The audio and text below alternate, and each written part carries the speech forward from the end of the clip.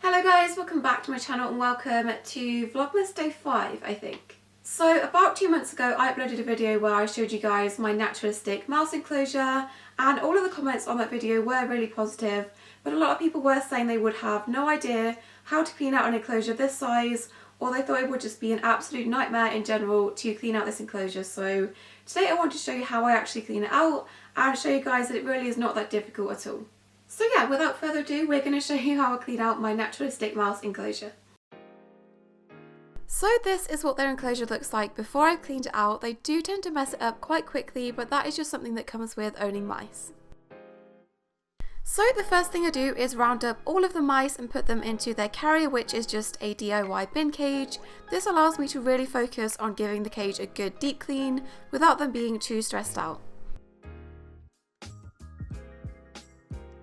Some of the mice do need a bit more encouragement to actually come out of the cage, and I do this by shaking their food jar. They're very used to the sound of this and they do usually come up to me, but I did have to round up some of the mice off camera.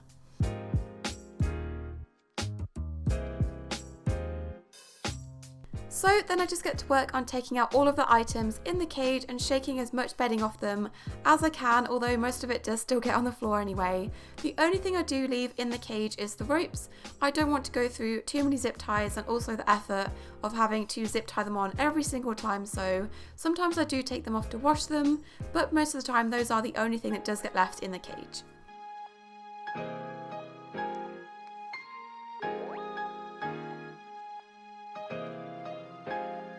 So before I start cleaning, I do take a portion of their old bedding and set this aside for later.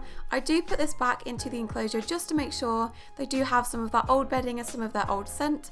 This is a really important thing to do with things like hamsters and also mice, just to make sure they do feel secure. When they're in the new enclosure, it's not all completely new bedding, to put a portion of that bedding back in. Because I do have 8 mice, I do tend to take a bit less bedding than you would with, say, a hamster, because they do produce so much waste, but I do think it is still really important to make sure you're taking a good portion of their bedding just to put back in afterwards. And then I just take off all of the wooden bridges because I seem to always forget to do that when I take out everything else.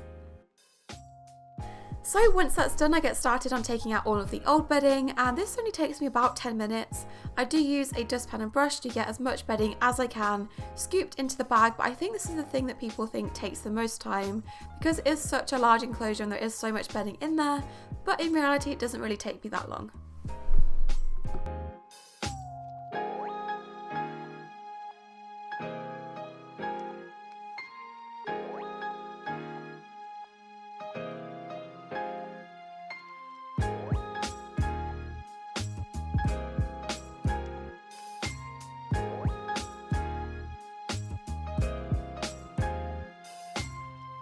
Once all of the bedding is out of the cage, I use a 50-50 white vinegar water solution to disinfect the cage. I leave that on there for a bit and then I go back in and I wipe it all off with a cloth or some tissue.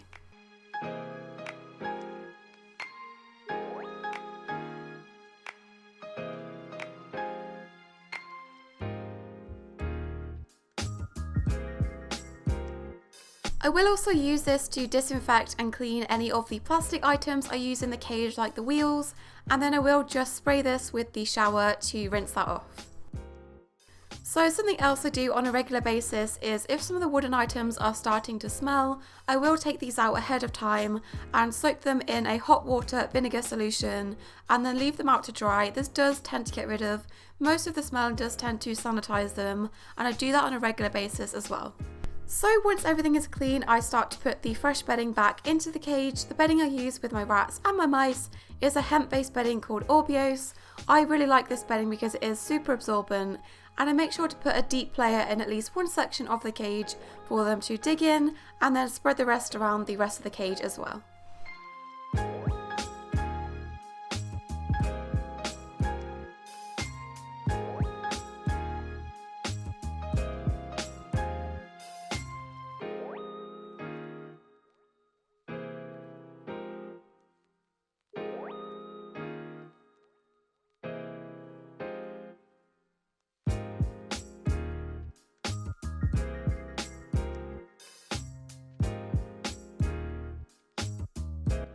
Once that's done, I put some of the old bedding that I saved from earlier and I spread this around the cage to make sure I spread their scent around the cage as well.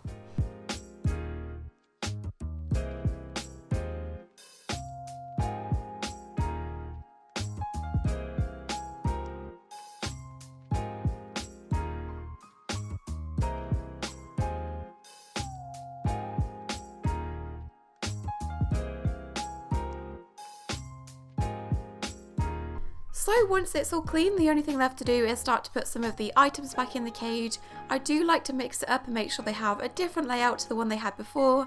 Because they are so intelligent, it's really important to give them new things to do and give them new layouts and things like that. So I do try to make sure that it is different every single time I do a big clean on their cage.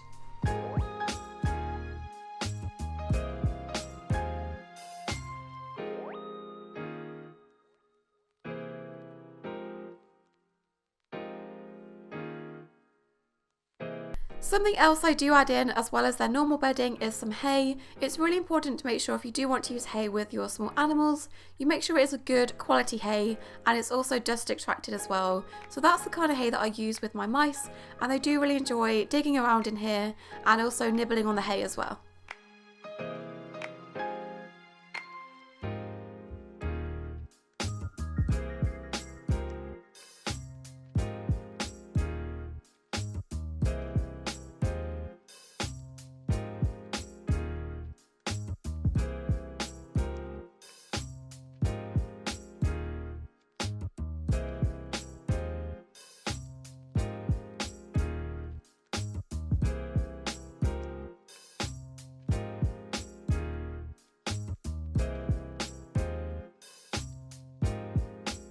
So yeah, I'm just continuing to add some of the items back into the cage, and then I also add in some soft tissue paper for nesting material where I'm going to put their main hide for them to sleep as a group.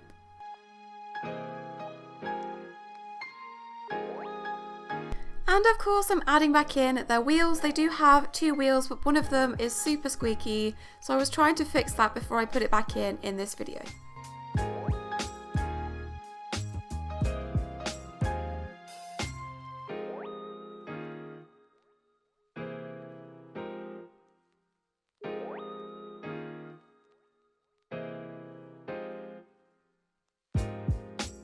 And then one of the last things I do is add back in their water sources with fresh water, of course. I got a comment recently saying that I'm a terrible person for allowing algae to grow in their water. This is not algae, this is a vitamin and mineral supplement called Dr. Squiggles. It's actually really good for them. So yeah, once everything is basically done, I just put the lids back on the enclosure, which obviously has all of their hanging toys on as well. And then I just pop the mice back into their enclosure to explore their new layout. So considering I was also trying to film this video at the same time, it did only take me about an hour to do the full deep clean, which I really don't think is that bad considering it is such a big enclosure, and it's definitely worth it for the size, and considering you only have to do this about once a month, obviously with spot cleaning in between, it's really not that time consuming. In terms of it being a naturalistic enclosure, I don't feel like this adds any more time when it comes to cleaning. I actually find I'm spending a lot less time cleaning and wiping down plastic items that they tend to pee on quite a bit. I'm spending less time doing that than I would if I did have a normal setup, so I don't really find it that much more time consuming with it being naturalistic either. Obviously you can put in as much effort as you want to, which will add time to cleaning it and things like that. This time I've obviously not added in things that I did in the last video, like the willow branches that I collected from outside just because of the time of year. But obviously you can go a lot more extreme and that will add a lot more time when it comes to cleaning, but honestly I don't find it takes too much longer, and I do think the benefits of having a big naturalistic enclosure definitely outweigh the time it took me to clean it out. So yeah, that was it for today's video. I know it was highly requested for me to show you guys how I clean out my mice, and more specifically how on earth I clean out my naturalistic enclosure, because that was one of the main comments I did get on my video where I showed you guys this enclosure. If you enjoyed this video, please make sure to subscribe, and I'll see you in my next video. Bye!